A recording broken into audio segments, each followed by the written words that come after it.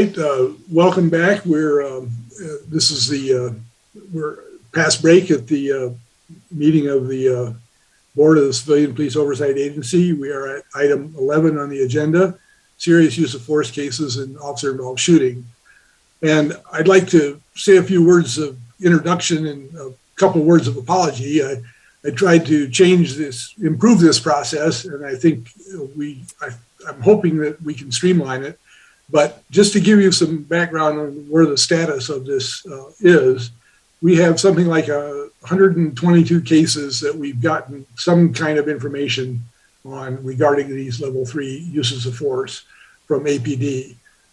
They date back to 2016. There's only a couple in 2016, and one of which we have yet to hear. But of the 122 cases, we've gotten some amount of information. We've gotten the FRB chief report on 98 of these, and we've gotten PowerPoint files on 95 of those, and we have full investigative files on 14 of those. And of course, of those cases, we've reviewed about 68 cases in the last year and a half.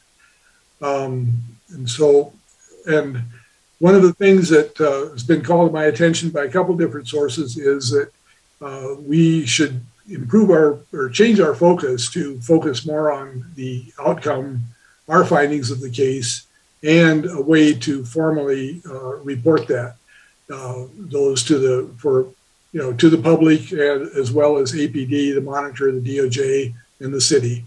So it's something that was not very well defined when we sort of inherited this process to be the final review for the that comes after the Force Review Board. And so we've kind of, been slow to really, put together a process for how we're going to formally give the findings or produce the findings that we come up with in each of these cases. And we have, as I mentioned, we have 68 cases that we reviewed. I think we have only made a couple of formal recommendations on a couple of these. And I think we need to go back and figure out a way to perhaps write a letter which groups the cases that we've heard and produces produces the findings associated with what the case at the time. Right now, all we have is a record through the minutes that we've accepted the findings or rejected the findings of the Force Review Board. And so what I'm suggesting is that we think about a way to create a plan for going back and supplementing that information and creating a report that that deals with this backlog. Or it's not a backlog; it's a set of finished cases that I think we owe a report to the public for. So I'm one of the things that came to mind is that we each take a hand of 5 cases and go back and research, if it means researching the minutes or researching the video to determine what our findings were, so that we can produce a more than just a simple accept or reject sort of vote that we are doing that. I don't think we can come up with a solution tonight, but I just want to plant the bug that I think we need to move in that direction to where we actually produce a written assessment or document or of what it is our decision has been on these cases. I think that also leads into a more thorough review of results, as opposed to the time that I think I spent in the last meeting, where it took an inordinate amount of time to go through the case, essentially view graph by view graph in terms of the PowerPoint presentation that was made. So what I did for this meeting, and you excuse me, you all received a set of templates for the cases, and I apologize for the fact that I think I duplicated one of the cases in 2 of the templates. So the basic information wasn't quite accurate, but in any case, what I thought we could do based upon following this template is to use the information from, that describes the case and which has been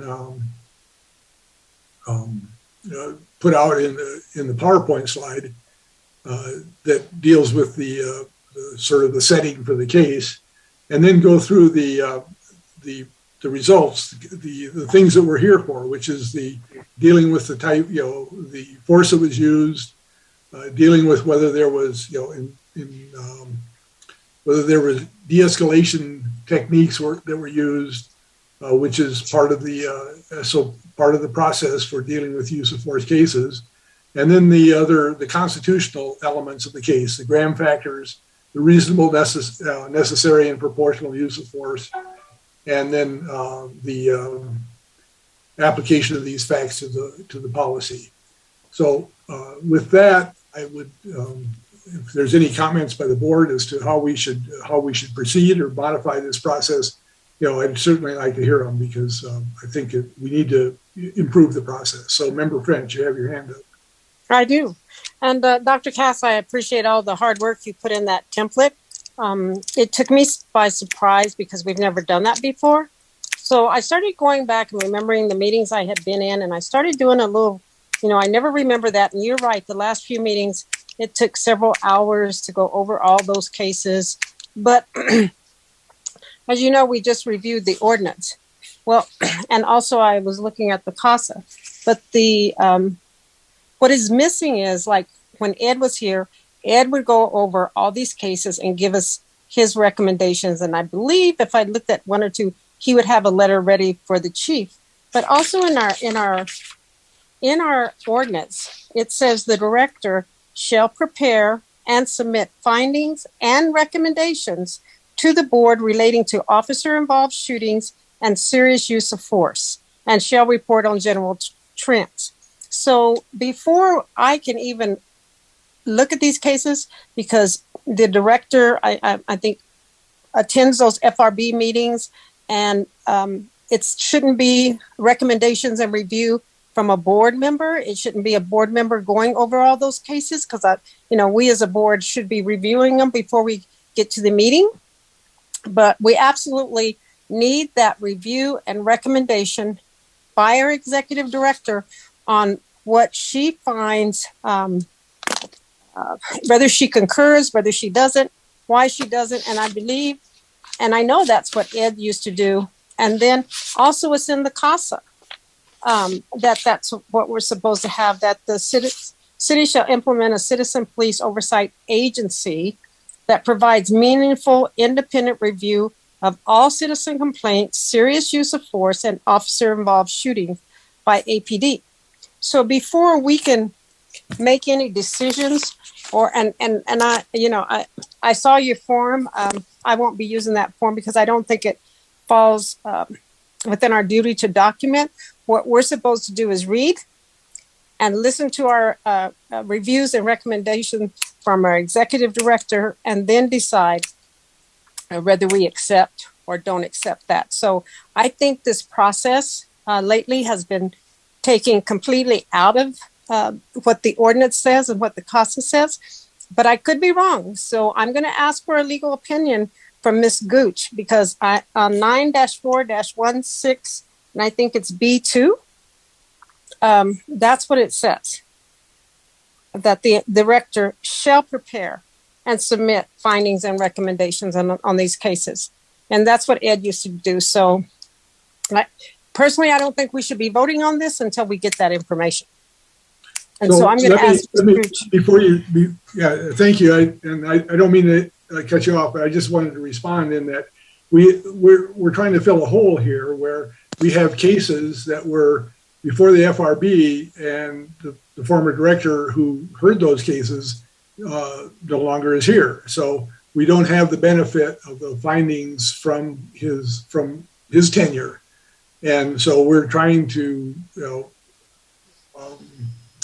put together a process where the board does have a role in reviewing the cases, and implied, I think, in that review is that we produce a set of findings.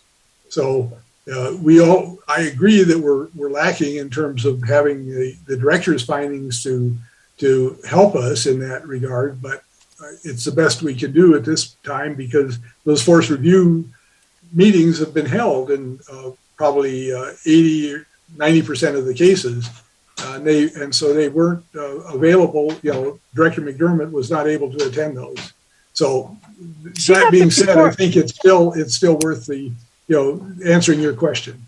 Well, Dr. Cass, I disagree totally with you because and I'm not saying that interim director should have it today, but the agency has access to these reports just like we did. And they're the experts. They're the investigators. We can't just sidestep the ordinance and the CASA because he's no longer here. We can't. I disagree, and I won't be. I don't think it's right, and I won't be voting on these until we have that expert opinion. We're not experts on these, and you're right. We read them, review them. We have our opinion, but just like on those non-concurrents, Diane's review and recommendations were invaluable. And that's what we need. And that's what's required by the CASA and by the ordinance. And I'm not trying to be throw a monkey wrench into what you're doing. I applaud you, and we need to get some things done. But we also have to follow the ordinance and the CASA. And we can't sidestep it because there's a backlog.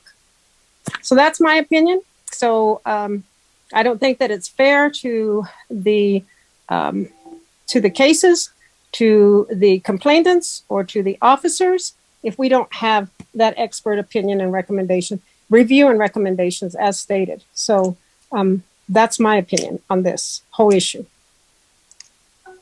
All right, thank you. So if Ms. Gooch, if you would,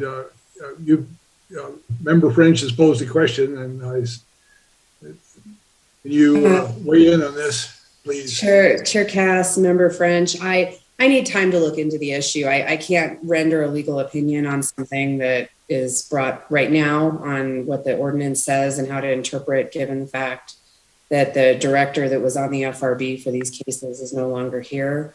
But if that's something that the board would like me to do, I'm happy to do it. I just can't give an easy answer tonight. Well, then my question to this is, I understand that the director is not there, but we have an interim director, and I value her opinions, reviews, and recommendations too. So, she has access to all the files just like we do. So I think that's necessary in order for us to make a decision based on investigator, the executive director. That's all I'm saying. So, and I'm, what brought my attention to this, Dr. Cass, is when you sent that form. And so I started looking and saying, we've never done this before. What is this about? And so I went back and listened to some meetings, and then I started reading. I looked up the ordinances because I wanted to know why all of a sudden are we changing our process and procedure on these reviews. And the last couple of months, as you said, it was painstaking to sit here for 2.5 hours and go through PowerPoint by PowerPoint by PowerPoint, slide by slide by slide. So I just think that there's a better way, a better process. And I also, as I said, I think we'd be violating the ordinance and violating the CASA if we make decisions on these serious use of force and officer involved shootings without that expert review and recommendation. And even when Director Harness was here, we didn't go slide by slide because we were responsible for, reading up and looking at reviewing the use of force cases. He would basically give his synopsis, and then we'd go forward.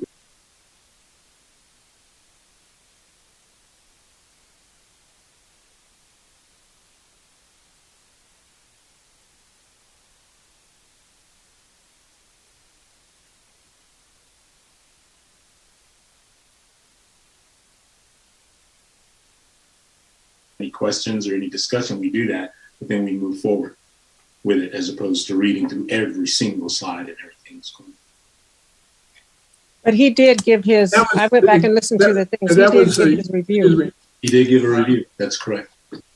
So, and that was the point of removing the slide by slide process in terms of a presentation and relying on the board to do their review of the PowerPoint presentation themselves, which includes the information that IAFD has come up with regarding whether this was a legitimate, whether the force was reasonable, proportional, and necessary, whether there was, it fit the Graham factors, the other constitutional factors. That's the basis that we're supposed to be deciding these cases on.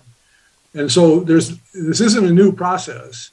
The question is, how do we, in my mind, the question is, how do we produce the results? And I think there is a fair question as to what the role of the director is, but I think that we need that information, and it is called for in the ordinance. But we do have an obligation also to review these cases. And we know our obligation, Dr. Cass. I'm not sidestepping that at all. But our obligation is also to get a review and a recommendation. It's a sidestep of the obligation if we say we're not going to do this unless we have a director's opinion first. So and knowing that we don't have that available because we don't have the director who sat in on these force review board meetings, from which most of these cases come. What, so, Dr. Cass? So these have happened. No, that's not. The cases have happened, and the director's opinion was based upon attending the force review board meetings. Dr. Cass, you can say his opinion was based on, your opinion on what he did or what he didn't do. But I'm not saying, I'm not sidestepping my duty, but I can't do my duty until we get the information required by the CASA and by the ordinance. That's all I'm saying. So I understand that there's a backlog, and I understand that you want to catch it up, and I certainly do too. But I'm not one that says because we have a backlog and because we need to do this, I'm just going to disregard the ordinance and the CASA right now and just move forward without that expert recommendation and review. That's all I'm saying. And like I said, as we saw today, Ms. McDermott's review and opinions was very, very helpful.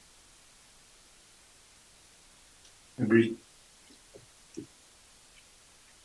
So what's the, it seems to me that we're at a situation where we need to decide whether we want to go forward.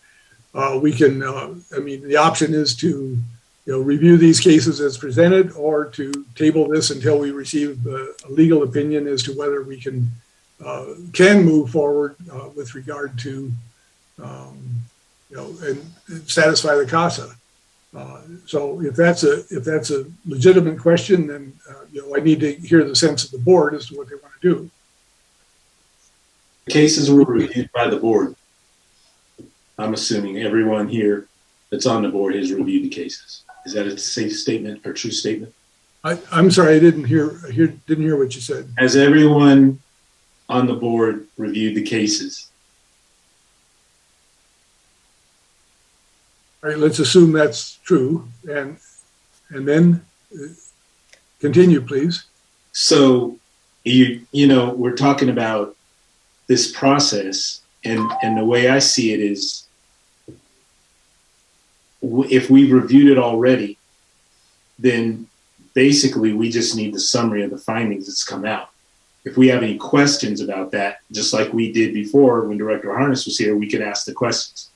But since we all have the responsibility of reviewing the cases, and we've done that already, going through these cases should not be a situation where we have to go through every single thing that we've already read. It should be a synopsis that comes out of it.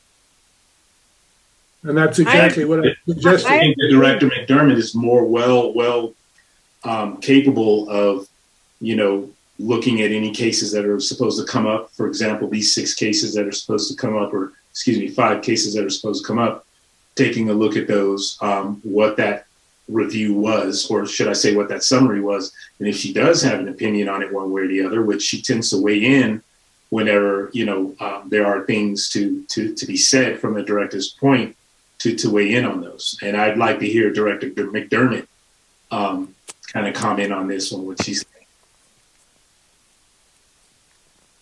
Director McDermott? Yes, thank you, Chair Cass, Member Nixon, and Member French. So yes, we are in a difficult position of these reviews were completed during the Force Review Board, and that is what Director Harness would base his letters on.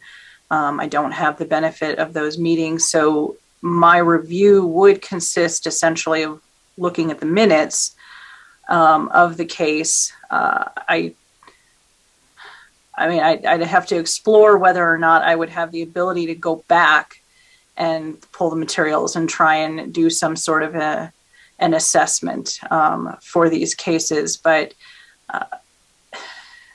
I guess I would just have to explore that. So, you've posed the question to Council Gooch, and I guess I'm not prepared to necessarily say, yes, I could, no, I can't.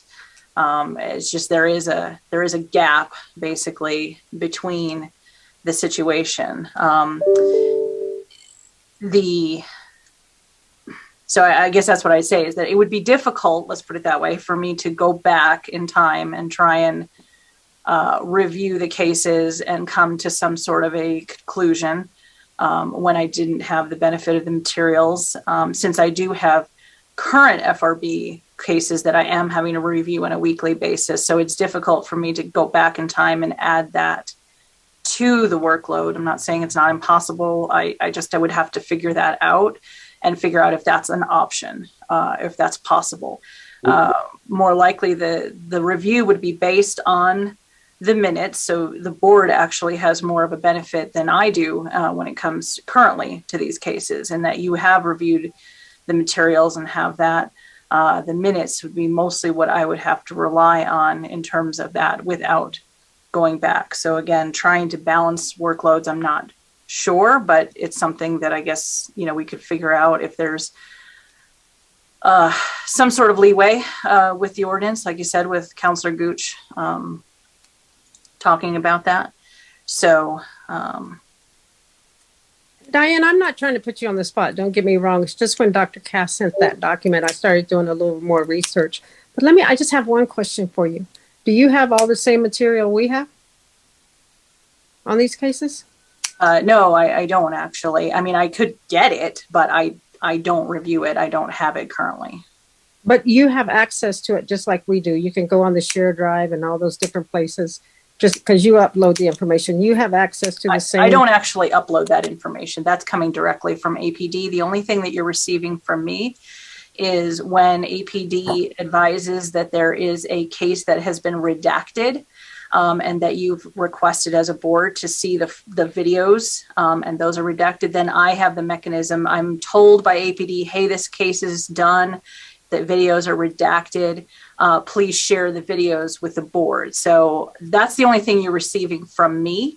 Everything else is being received directly from APD in terms of those other links, the PowerPoints and all that stuff. I've provided those links to you just so that you have it, but that is actually built and constructed and maintained by the APD Force Review Board administrative person. I don't know what her title is exactly. Okay.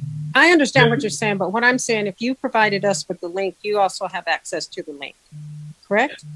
Right. I can look at those materials. Okay. Yeah. Okay. This is the question I have.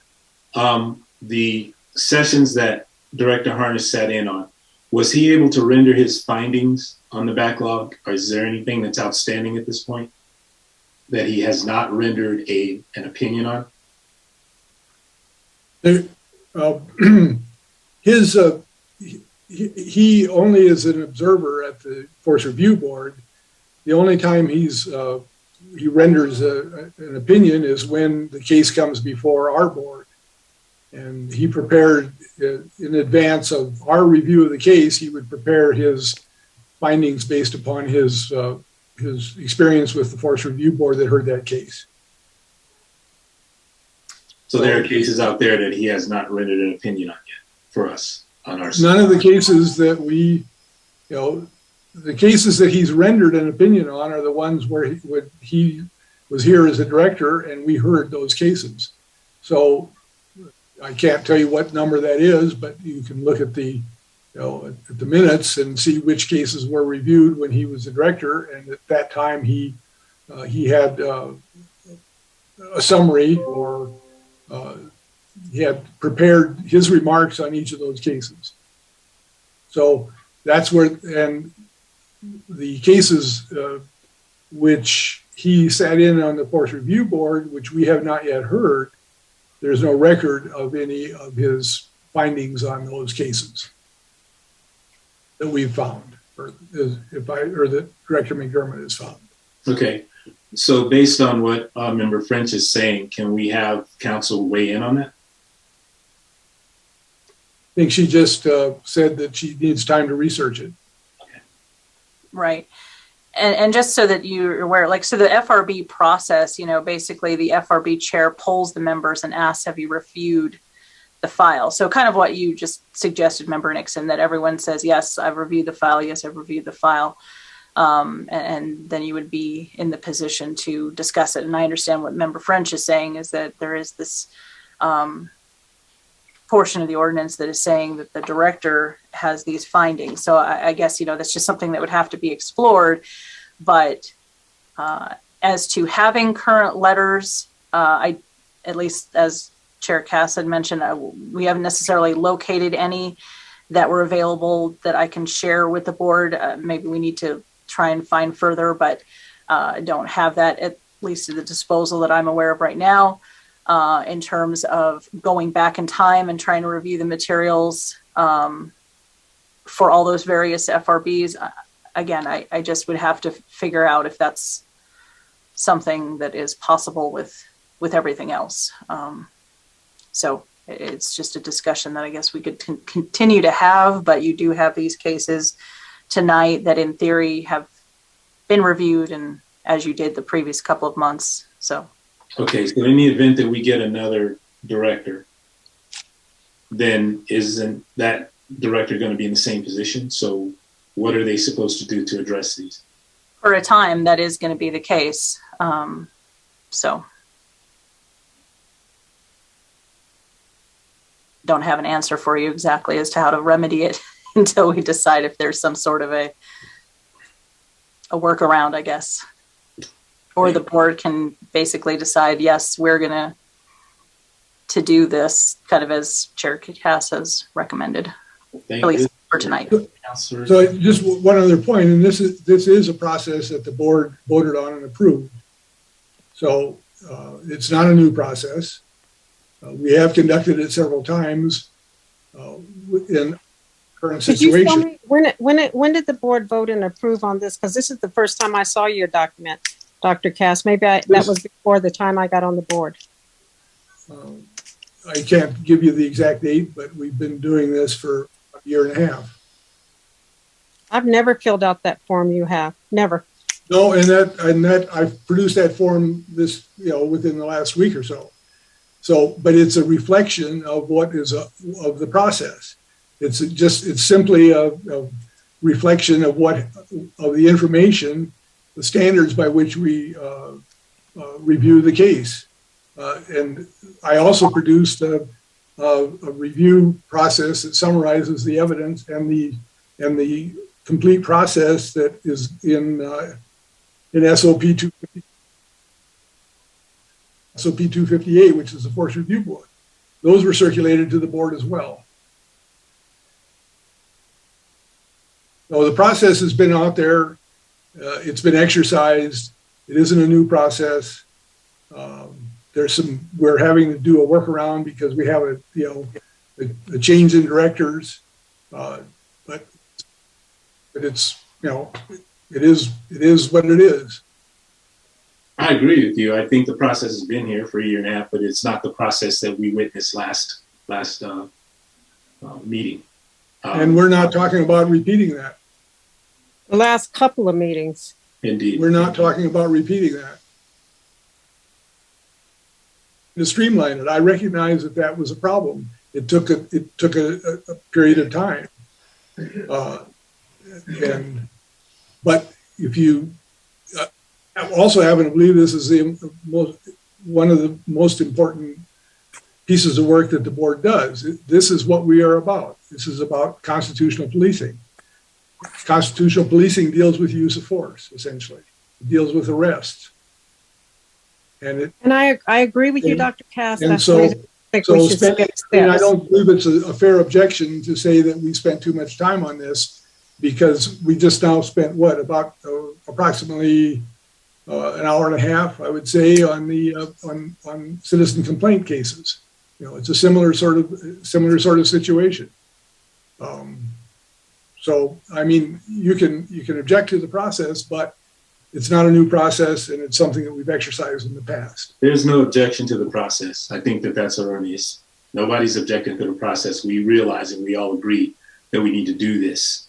But in the interim of what's happening now, those changes, and we agree that there's some changes that need to be made, are what we're actually talking about. We're not trying to replace or change the process of us reviewing these cases.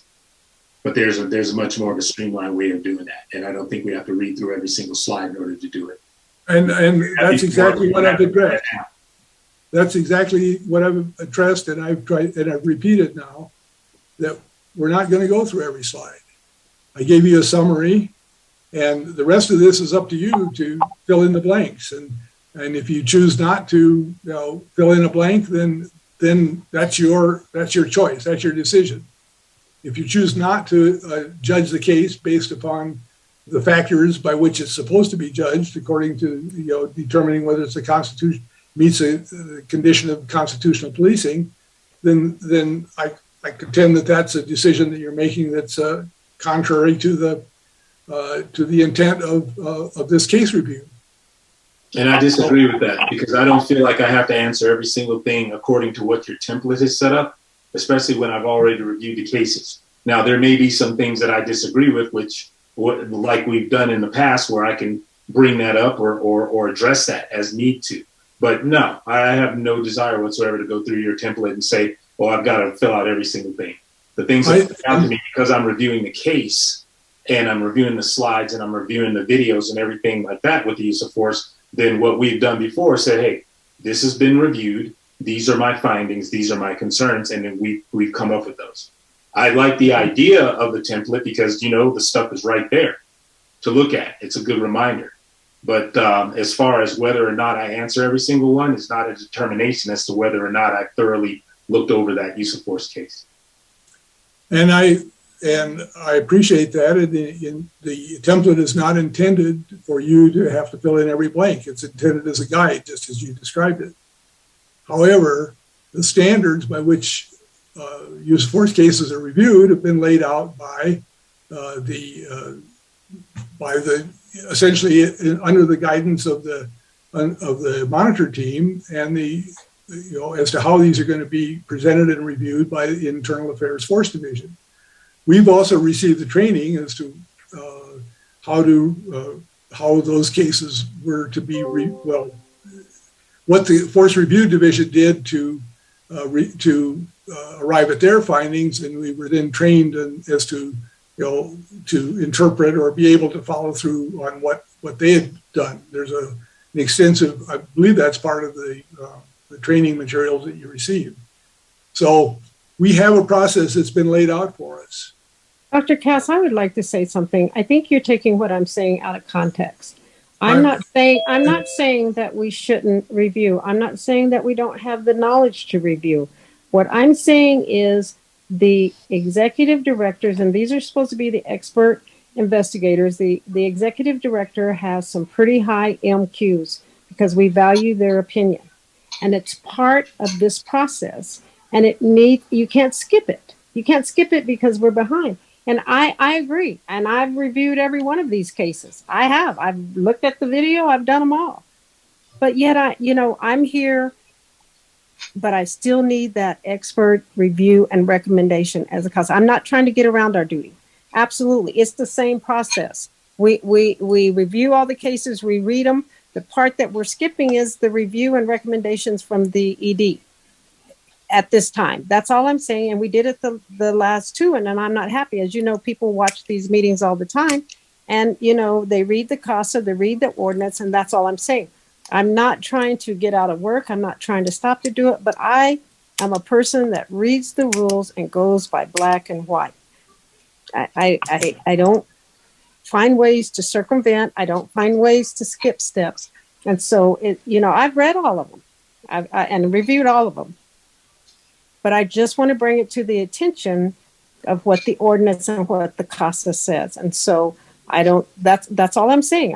I know my duty. You don't have to tell me what my duty is. You don't have to tell me what my procedure is. You don't have to tell me how to do it. I appreciate it, but I've done that. I've done all that and I know what it is. I just think it's so important that we follow the ordinance and we follow the CASA when it comes to the serious use of force and the officer involved shooting. That's all. I'm not trying to do anything else but that. Sure, Dr. Cass, could I be recognized? Yes. Member Crawford. It seems to me that we are having two different debates right now, which is complicating this. I think the first relates to the templates and the second relates to the point in the review process that we're at right now.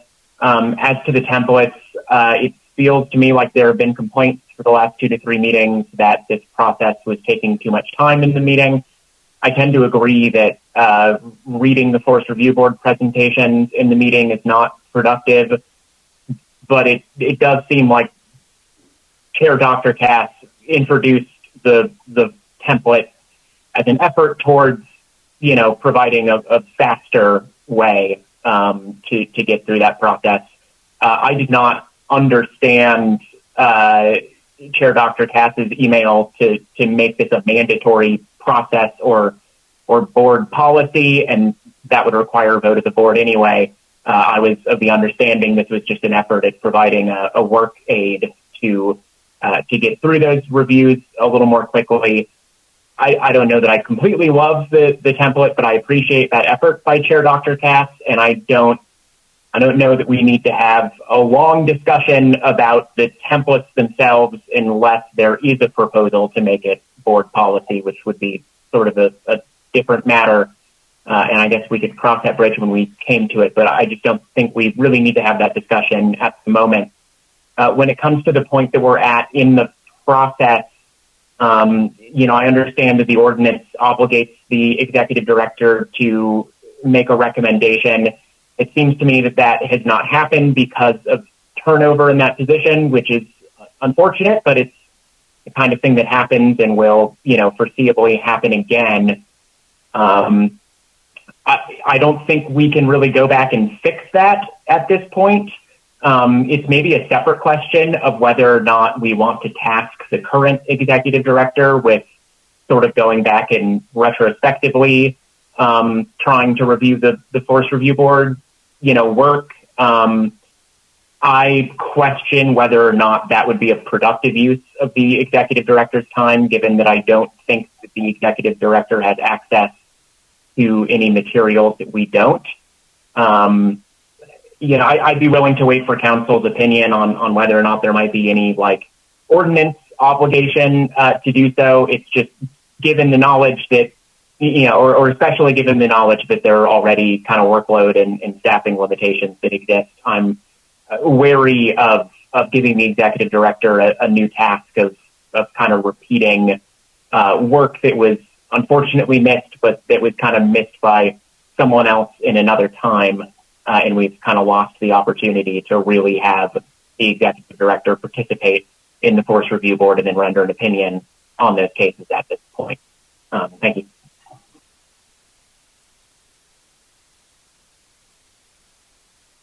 I did ask for a legal opinion. Yes, Director McDermott. And just to let you know, whatever comments that the former director was able to make during review board, those are captured on the minutes. So there is, when you've done these last couple of times you've basically agreed or disagreed, I think agreed pretty much in all the cases with the minutes of the FRB. The director's opinion, I believe, is captured within those minutes.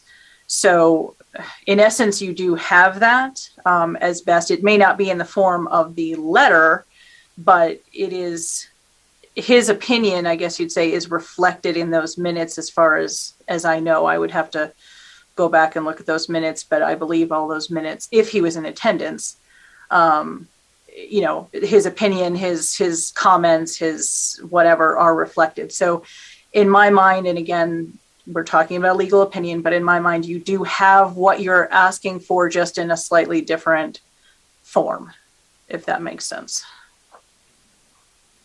Are you saying his opinion, his review and recommendations and opinions are in these current ones we have?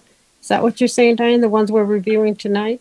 I can't specifically say about the ones tonight because I did not look at the FRB minutes for these specific cases, but I can speak in general that if the director was present, the way the FRB works is that it does ask the director is not a voting member, so there is not a specific you know, vote that you see captured on the minutes, but the director is given the opportunity to make some kind of a statement, comment, ask questions, things like that. And those are reflected and captured in the FRB minutes if he was in attendance. So in that sense, like I say, you do have the director's information available to you. It's just not in the form of a letter. It is in the form of the FRB minutes. So that's, I guess, just to add to the discussion or confuse it. I'm not sure which, but. And I think that primarily the director, what's in the FRB minutes is a checkbox that says the director's comments were heard. The question is, did the director have an opportunity to present their comments? And I don't believe the comments are recorded. The later ones, I guess, have been, and again, that's okay, going back in time, and that's the problem with going back in time is that processes have changed. All I can speak for is the current, and the current is more reflective of actual commentary and opinions and things like that. So when you're talking about these older cases, perhaps that is not accurate. I can only tell you what the current process is. I don't know what it was back in 20 whenever. So yeah, I guess maybe I misspoke on that. Maybe it's there, maybe it's not for these older cases. I'm not really sure. And I just went back on, since I've been on the board, Diane, and how we did them. And that's why, you know, I looked at that because I remember Ed always did that for us. So, and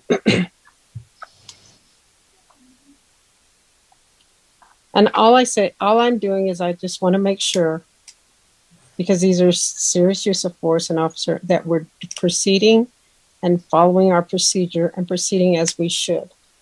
That's all I want to make sure. And if you're, I mean, the ordinance deals with what the agency is supposed to do, but it doesn't. The agency reviews it or not, and so we're not skipping a step on the part of the board. There may be a step that's skipped on the part of the agency, but that isn't something that we have control over, given that this was we have a director who's, different now. So, I mean, there's nothing that says I want a legal opinion. I understand what you're saying, but I want a legal opinion. I got the floor, Member French. So, I mean, we're not, we're in it. What the director does not impact our ability to render a decision. It may impact your, the ability to be confident in your decision because you haven't heard the director's opinion or an expert opinion, but I don't believe it has an impact on the ability for us to make a decision and to review a case.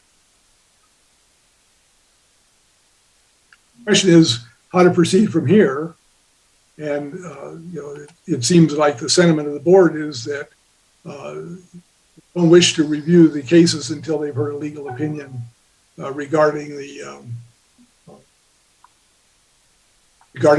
whether the director's opinion is necessary for us to continue. So, I mean, I don't believe it's prudent to proceed with a divided board in reviewing a case, these cases which are important. So, as chair, I don't know what action I can take other than to say I would table these cases until the next meeting if we can't agree to to a process for review. Dr. Castle, I have a question for you. If Yes, Diane, go ahead. do I have the floor now? Yes. Thank you. What I'd like to ask you is this. If Ms. McDermott wasn't at those FRBs, and I'm not sure, you can go and see who are, who isn't.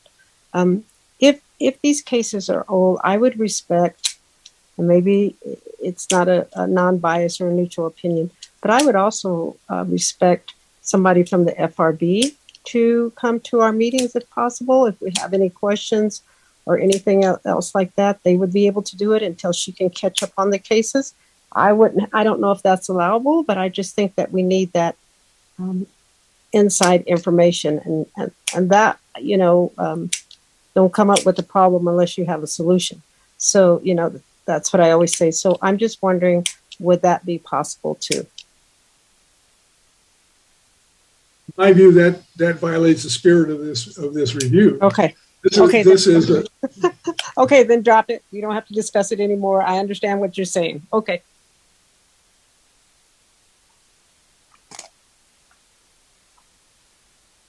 So where are we on this? Member Gooch or Council Gooch? Thank you, Chair Dr. Cass. I believe Member Crawford has his hand raised if he would like to go first. I was going to make a motion, and let's have Council Gooch go first. I'm just wondering if it's going to influence what I was going to say. Thank you, Chair Cass, Member Crawford. With regard to the FRB, I agree with Dr. Cass that you really do want to keep the separation of the agency and the board so that it can have its independent decision making. But I appreciate the problem-solving nature of the offer or the idea. As far as the legal opinion that you're asking for, I just want to make clear that I understand. Is it that the board is permitted to proceed with review of these cases without a director's findings and recommendations? Is that the question that is being posed to me, or is it a different question?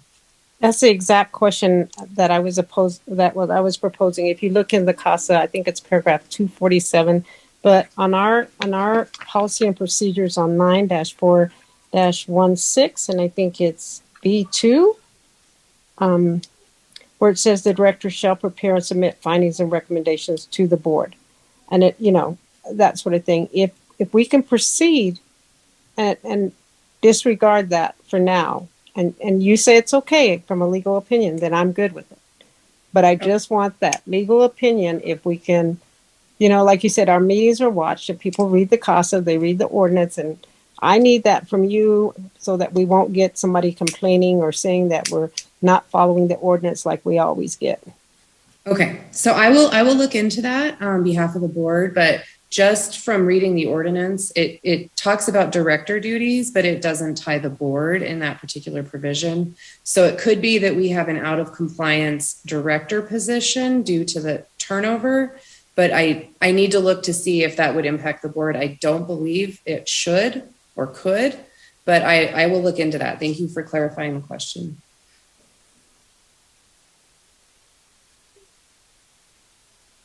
Member Crawford? Yeah, I'd like to move that we table these serious use of force incidents until next month and ask council to provide an opinion on whether or not the board is able to proceed with reviewing them. Do we have a second? I do have a second, and then discussion. I will second that. All right. Yeah. Is there any discussion? Yes. Member French. Thank you. I think if we look on what we have coming up on the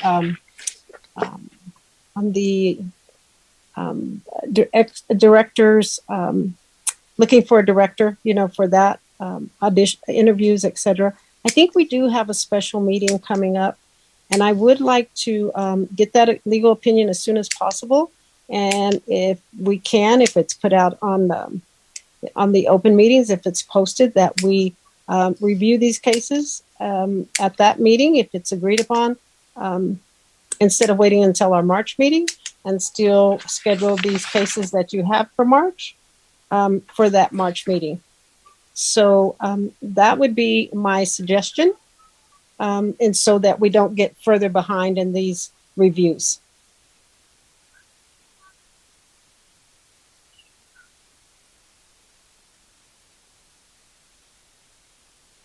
All right, I think we have one motion on the floor, which is to table the review of these cases until the March meeting. So, and we have a second. So is there any more discussion?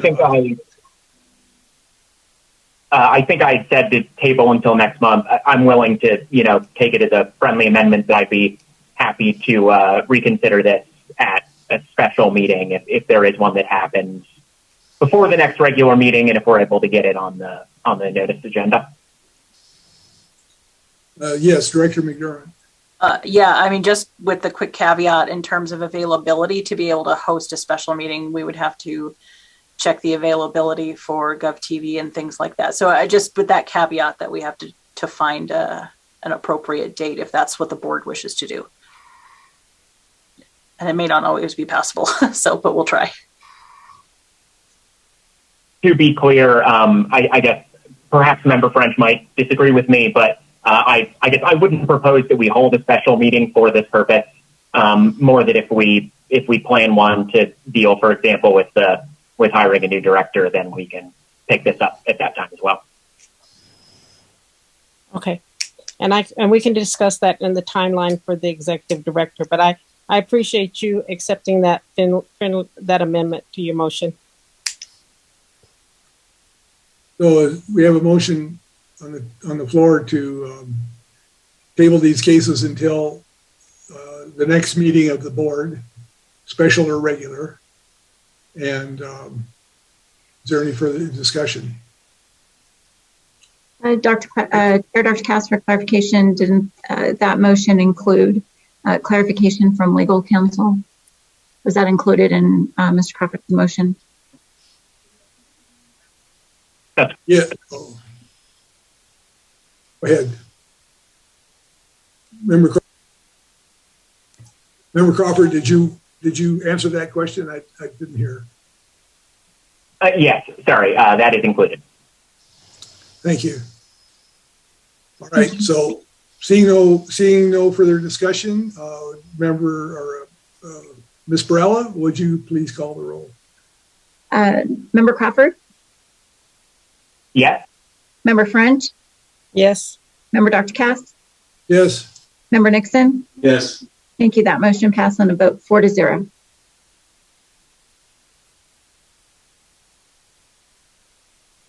All right, that brings us to item F, which is file requests. We have none. And item G, which is the proposed cases for the March 22 review. I believe this should be tabled as well, given that we have not disposed of the cases for February. So this becomes sort of moot. And it's really only a suggestion for the board's consideration in any case as an advance warrant.